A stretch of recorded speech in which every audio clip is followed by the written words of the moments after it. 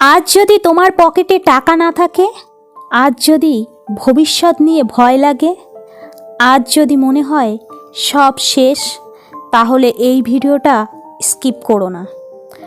টাকা না থাকলে মানুষ বদলে যায় না, মানুষের ব্যবহার বদলে যায়।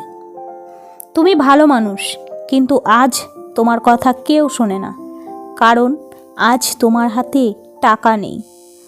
কিন্তু শোনো, এই অবস্থাটাই তোমাকে শক্ত বানাচ্ছে।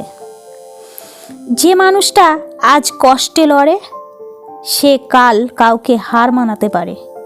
ঈশ্বর তোমাকে ভাঙছেন না, তৈরি করছেন। আজ অভাব, কাল অভিজ্ঞতা, পরশু আশীর্বাদ। তাই আসুন আজ আমরা একসঙ্গে প্রার্থনা করি ঈশ্বরের কাছে।